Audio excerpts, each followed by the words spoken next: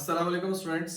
Last class में हमने type 5 पढ़ी थी, reducible to linear. Sorry, linear का केस पढ़ा था। दो केस पढ़े थे, linear in Y and linear in x.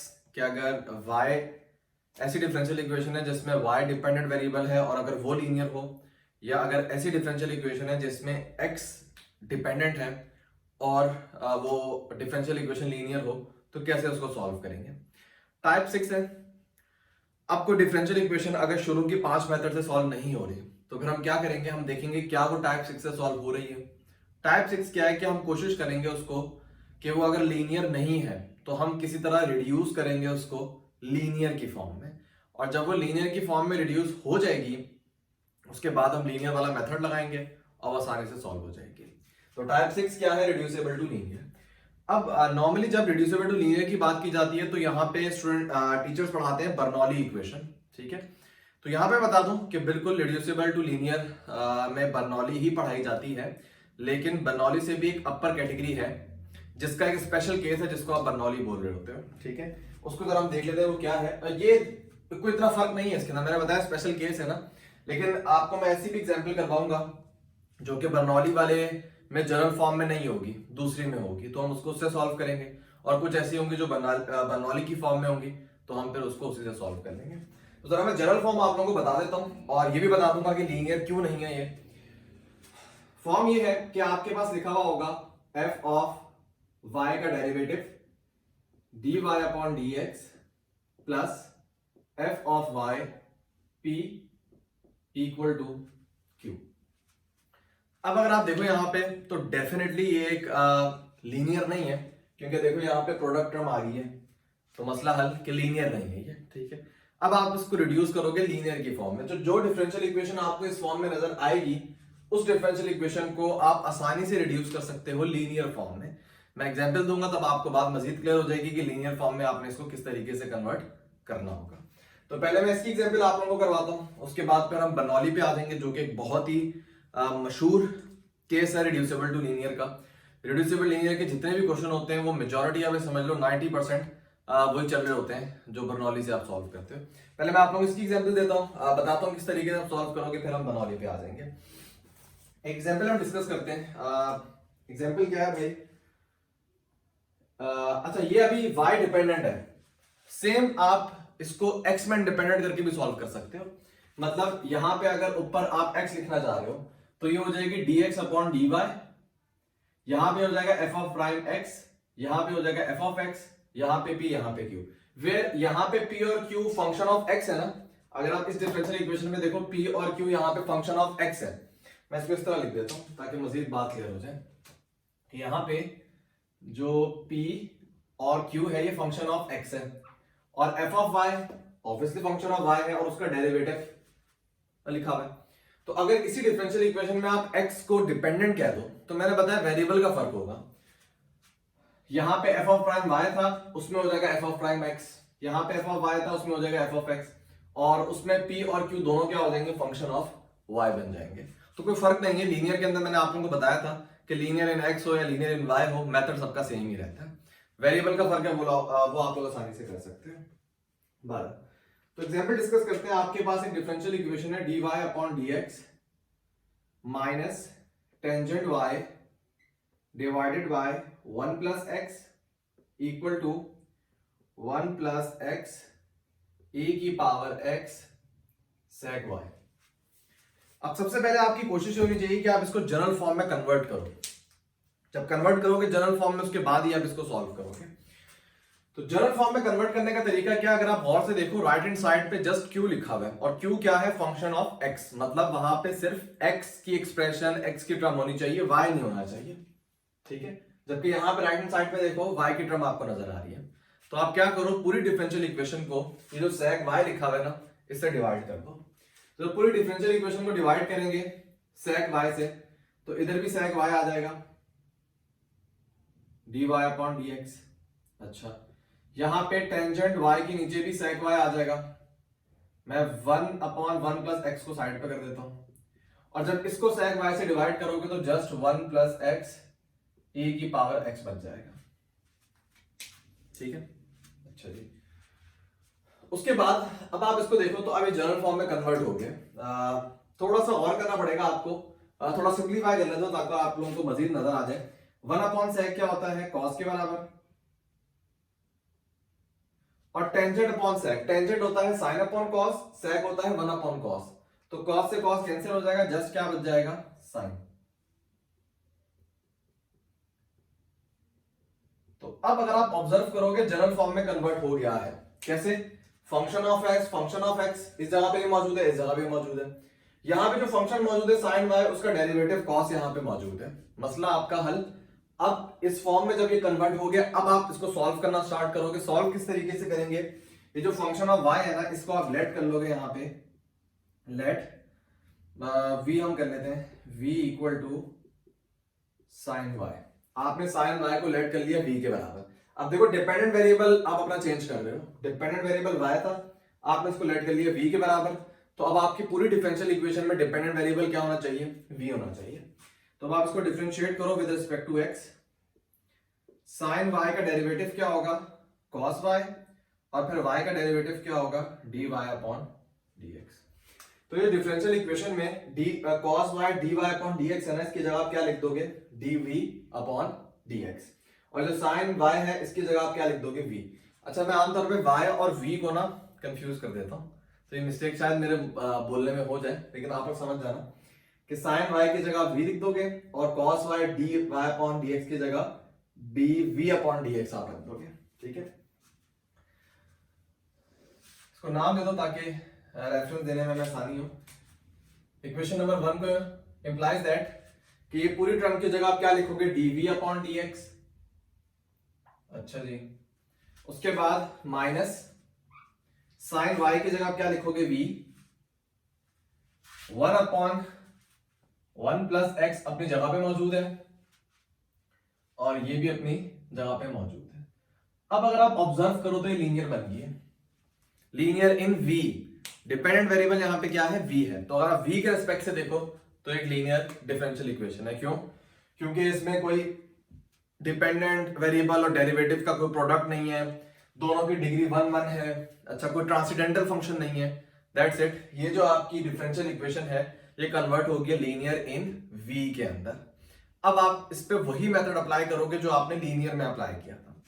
क्या अप्लाई किया था कि आप इसको कंपेयर करते थे लीनियर की जनरल फॉर्म से। मैं यहां भी कंपेयर करवाता हूं ताकि आप लोगों को आसानी हो जाए। जनरल फॉर्म क्या थी वहां पे, मैं y की फॉर्म में लिख देता हूं, या अगर आप v की फॉर्म में लिखना चाह रहे हो तो v की फॉर्म में भी आप लिख सकते हो अपनी आसानी के लिए। वो जो जनरल फॉर्म थी ना उसको थोड़ा चेंज कर दो, v की फॉर्म में ले आओ, तो वो ये बन जाएगी। मैंने क्या किया, v की फॉर्म में पूरी डिफरेंशियल इक्वेशन लिख दी है।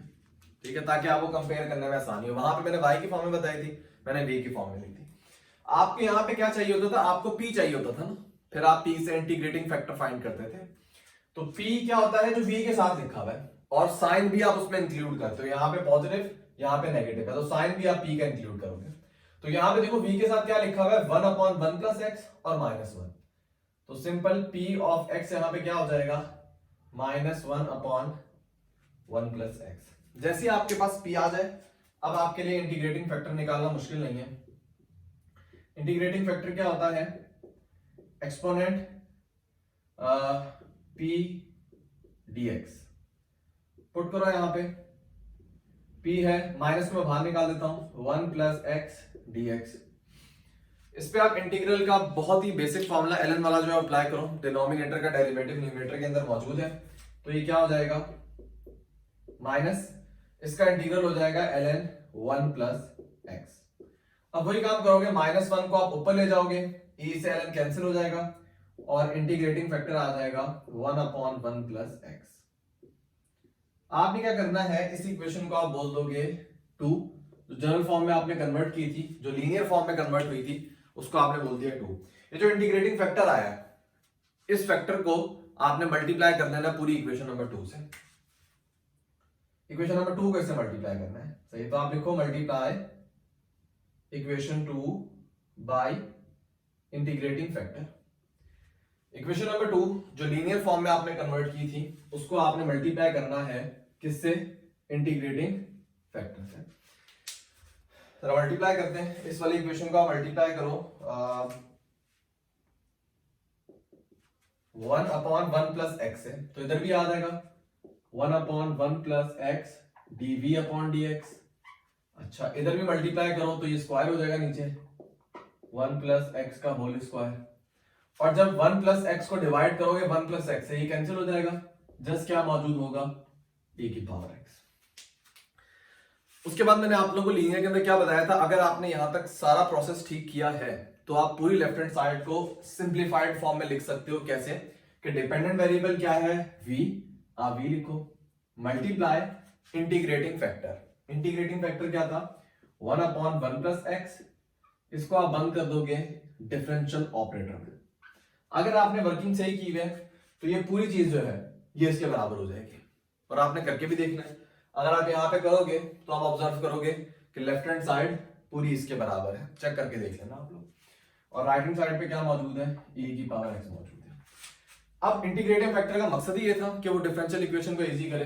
तो अब आपकी डिफरेंशियल इक्वेशन इजी है, आप सिंपल इंटीग्रेट करो, इंटीग्रेट ऑन बोथ साइड्स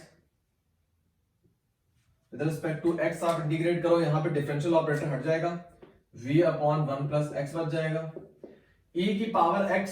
अब अलग से इंटीग्रल लिखने की जरूरत नहीं है, आपको पता है e की पावर x का इंटीग्रल क्या होता है, e की पावर x ही होता है, that's it, plus c constant of integration. ये आपका फाइनल आंसर नहीं है, क्योंकि आपके सवाल में डिपेंडेंट वेरिएबल v नहीं था, y था, तो जाहिर सी बात है सॉल्यूशन में भी y आना चाहिए।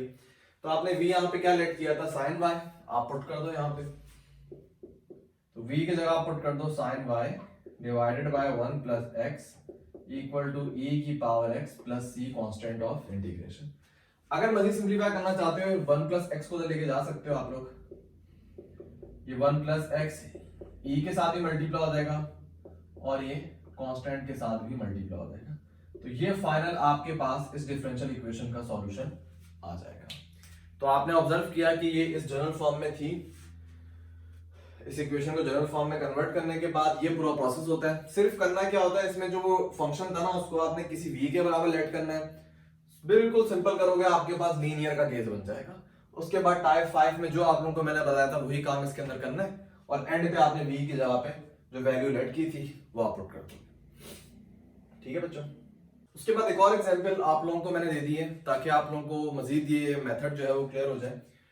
अब इसमें मैंने वेरिएबल चेंज कर दिए ताकि स्टूडेंट वेरिएबल से काफी कंफ्यूज हो रहे होते हैं। मैंने वेरिएबल चेंज कर दिया, यहाँ पे डिफरेंशियल इक्वेशन में डिपेंडेंट z मौजूद है, पूरे में आपको z नजर आ रहा है, z और x। अब जरा देखते हैं कैसे सॉल्व करना है।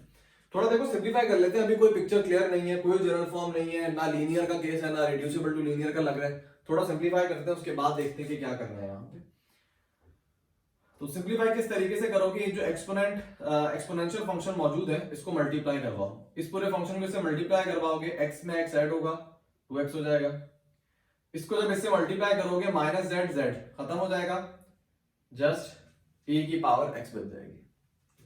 आप इस e की पावर x को यहां पे ले आओ तो ये इधर आके पॉजिटिव हो जाएगा।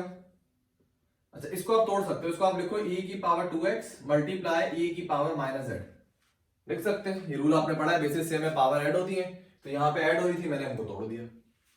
उसके बाद अगर आप गौर करो तो ये बेसिकली ये चीज है 1/e की पावर z। असल अगर आप गौर करो तो ये है ये, ठीक है।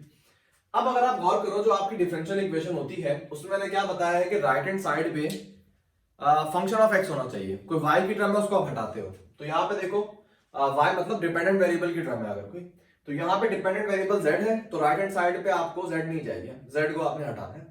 तो पूरी डिफरेंशियल इक्वेशन को आप किससे मल्टीप्लाई करवा दो, e की पावर z से। तो पूरी इक्वेशन को मल्टीप्लाई करो, यहाँ पे e की पावर z आ जाएगा। अच्छा जी, इसको आप मल्टीप्लाई करो तो e की पावर x के साथ e की पावर z आ जाएगा। आप इसको x प्लस z भी लिख सकते हो, लेकिन अलग लिखने की वजह है। अच्छा, फिर जब आप इस टर्म को e की पावर z से मल्टीप्लाई करोगे तो e की पावर z ऊपर आ जाएगी और नीचे भी मौजूद है, कैंसिल हो जाएंगे, जस्ट e की पावर 2x मौजूद है।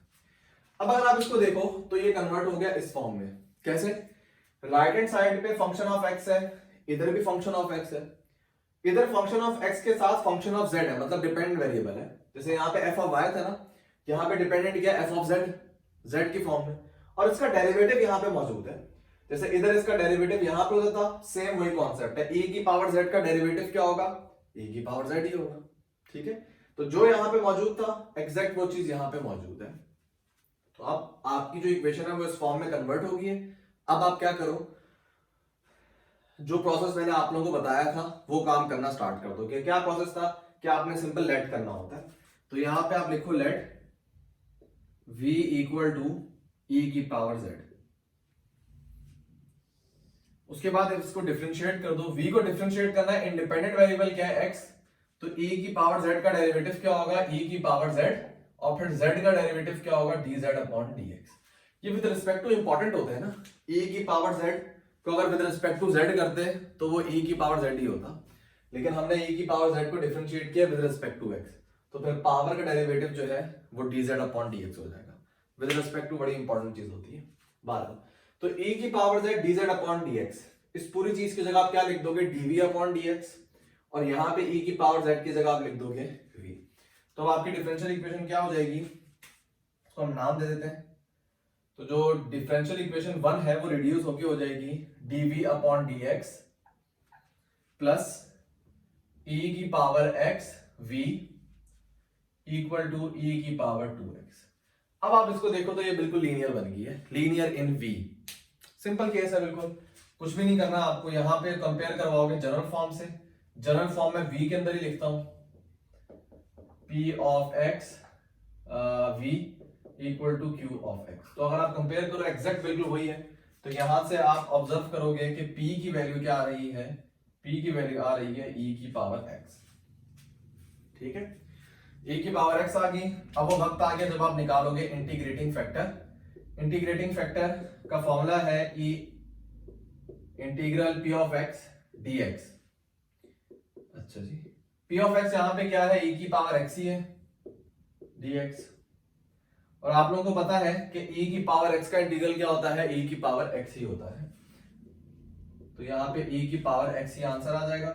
ये आपके पास है इंटीग्रेटिंग फैक्टर।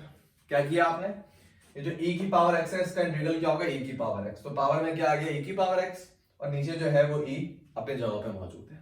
तो ये आपके पास क्या है, इंटीग्रेटिंग फैक्टर। इंटीग्रेटिंग फैक्टर को आप क्या करते हो, मल्टीप्लाई करते हो उस वाली डिफरेंशियल इक्वेशन से जिसको आपने लीनियर में कन्वर्ट किया था जनरल फॉर्म में पूरा, ये वाली जिसको मैंने 2 का नाम दे दिया।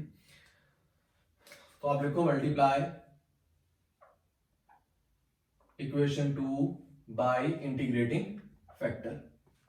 आप इक्वेशन 2 को मल्टीप्लाई कर दो यहां पे इंटीग्रेटिंग फैक्टर से। तो इंटीग्रेटिंग फैक्टर क्या है यहां पे, e to the power e to the power x। तो ये हो जाएगा e की power x dv upon dx। तो यहां पे मौजूद होगा e की power x e to the power x v, और सेम यहां पे मौजूद है। तो आपको तीनों टर्म को आपने मल्टीप्लाई कर दिया e to the power x से। अब मैंने वही बात बताई थी, अगर आपने यहां तक स्टेप ठीक किए तो आपकी लेफ्ट हैंड साइड क्या होगी, डिपेंडेंट वेरिएबल साथ इंटीग्रेटिंग फैक्टर। इसको आप इनक्लोज कर दोगे डिफरेंशियल ऑपरेटर में। करके देख लेना, आप यहां पे प्रोडक्ट रूल लगाओगे तो एग्जैक्ट आपके पास यही फॉर्म बन रही होगी। लेफ्ट हैंड साइड आपकी इस फॉर्म में लिखी जा सकती है। और जहां तक बात राइट हैंड साइड की है, वो तो वैसे भी हमें कोई इतना मसला नहीं रहा आज तक, हम देख लेते हैं उसको कैसे इंटीग्रेट करेंगे। तो यहां पे आप लिखो इंटीग्रेट ऑन बोथ साइड्स। आप क्या करो, दोनों तरफ इंटीग्रल अप्लाई कर दो। तो सिंपल लेफ्ट हैंड साइड पे जो इंटीग्रल है वो डिफरेंशियल ऑपरेटर से कैंसिल हो जाएगा। तो आपके पास क्या बचेगा, v multiply e to the x जो भी है। असल चीज है राइट हैंड साइड को आपने कैसे इंटीग्रेट करना है। अब राइट हैंड साइड को इंटीग्रेट करने का तरीका ये है कि जो e की पावर 2x है इसको आपको खोलना पड़ेगा, क्योंकि देखो जो एक्सपोनेंशियल फंक्शन है उसको इंटीग्रेट आप कैसे करते हो कि जो एक्सपोनेंट फंक्शन में जो पावर लिखी हुई है उसका डेरिवेटिव साथ होना चाहिए। तो पावर यहाँ पे क्या है, e की पावर x, e की पावर x का डेरिवेटिव क्या होता है, e की पावर x, लेकिन साथ में e की पावर x मौजूद नहीं है, साथ में e की पावर 2x मौजूद है। अगर तो ये सिंपल ये होता ना e की पावर x, मसला ही हल था, डायरेक्ट इसका इंटीग्रल क्या आ जाता है e टू द x। ठीक है, लेकिन यहाँ पे 2x मौजूद है जिसकी वजह से यहां पे आपको अप्लाई करना पड़ेगा छोटा सा इंटीग्रेशन बाय पार्ट। किस तरीके से कि आप इसको इस तरह लिखो e to the power x, e की पावर 2x को आप तोड़ दो, e की पावर x मल्टीप्लाई e की पावर x, ठीक है। तो एक e की पावर x इसके साथ लिख दो और एक e की पावर x को आप साइड पे लिख दो। वही बात है, बेसिस सेम है तो पावर आपस में क्या होती है, ऐड होती है। लेकिन इस तरह लिखने से ना इसको आप एक फंक्शन मान लो, लेट कर लो, इसको मैं u मान लेता हूं, इसको मैं v मान लेता हूं, ठीक है। वैसे भी काफी सिंपल तरीके से सॉल्व हो सकता है, लेकिन इंटीग्रेशन बाय पार्ट हम लगा रहे हैं, जल्दी हमारा फॉर्म आंसर आ जाएगा।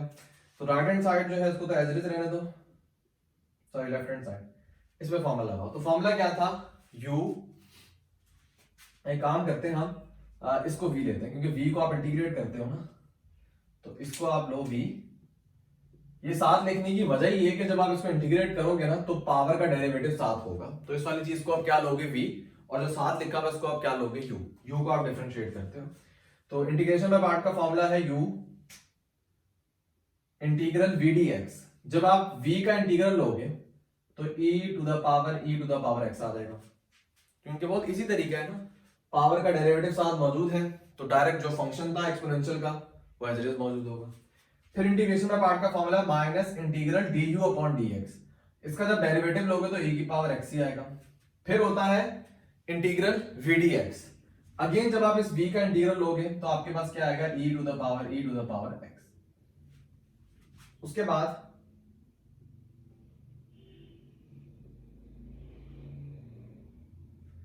इसको इंटीग्रेट करना मसला नहीं है, अगेन ये तो बिल्कुल v बन गया। वीडियो रुकी थी कहीं पे तो पता नहीं कहां पे रुकी थी, मुझे नहीं आइडिया।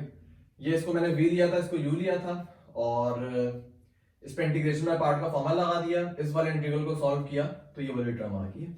अब अगेन वही बात है कि आपका फंक्शन जो है वो किस फॉर्म में, z की फॉर्म में, डिपेंडेंट वेरिएबल, और आपने क्या किया हुआ है, v की फॉर्म में किया हुआ है।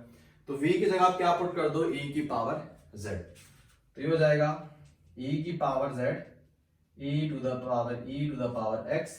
इसका एक और हल भी है कि आप पूरी डिफरेंशियल ये जो सॉल्यूशन आया है ना इसको डिवाइड कर दो e to the power x, तो सब जगह से हट जाएगा, कांस्टेंट में मौजूद होगा। इस तरह भी कर सकते हो, या शुरू की दो टर्म से आप एक कॉमन ले लो, पहली टर्म से जब ये कॉमन लोगे तो जस्ट e की पावर x मौजूद होगा, दूसरी टर्म से कॉमन लोगे -1 मौजूद होगा, प्लस c अपनी जगह पे। तो इस तरह भी आप सिंप्लीफाई कर सकते हो।